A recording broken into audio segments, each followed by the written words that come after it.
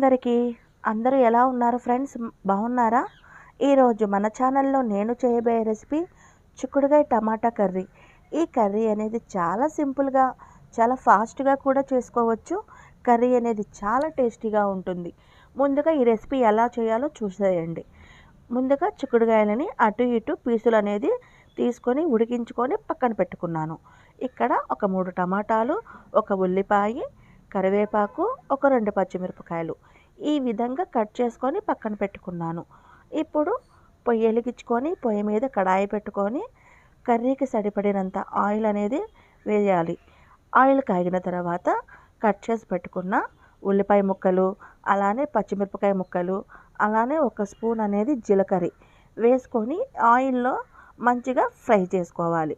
ఇలా చక్కగా ఆయిల్లో అనేది ఆనియన్స్ బాగా ఫ్రై అయిన తర్వాత ఉడికించి పెట్టుకున్న చిక్కుడుకాయ ముక్కల్ని కూడా ఇందులో వేసుకొని ఒక స్పూన్ అనేది పసుపు వేసుకోవాలి.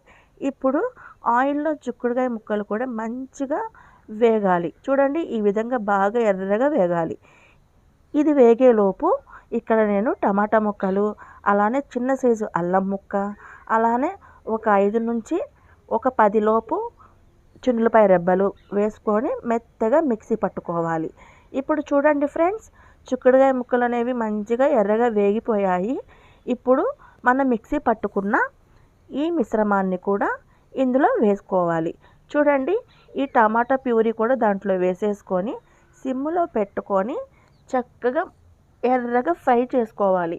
ఎందుకంటే టమాటా, అల్లం వెల్లుల్లి వేసాం కాబట్టి పచ్చివాసన పోయేంత వరకు మసాలా అనేది మంచిగా ఫ్రై చేసుకోవాలి. ఇలా ఫ్రై అయిపోయిన తర్వాత ఒక 1/2 స్పూన్ అనేది ధనియాల పొడి, ఒక 2 స్పూన్లు అనేది కారం, అలానే మీ టేస్ట్కి సరిపడా సాల్ట్ అనేది వేసుకొని చూడండి, ఈ ముక్కలకి ఉప్పు కారాలు కూడా మంచిగా పట్టేంత వరకు ఇలా సిమ్లో పెట్టి ఉడికించుకోండి. ఇలా బాగా ఉడికిన తర్వాత ఇందులో నేను చిన్న గ్లాసుల కన్నా కొంచెం తక్కువ అనేది నీళ్ళు అనేది పోసుకున్నాను. మీరు నీళ్ళు అనేది చూసుకొని వేసుకోండి. చూడండి, చివరిలో నేను కొత్తిమీర చల్లేసాను. ఇప్పుడు ఈ కర్రీ అయితే ఒక 5 నిమిషాలు ఉడికితే రెడీ అయిపోతుంది. చాలా టేస్టీగా ఉంటుంది ఫ్రెండ్స్, చాలా కమ్మగా ఉంటుంది. మీరు కూడా ఈ రెసిపీ అనేది తప్పకుండా ట్రై చేయండి.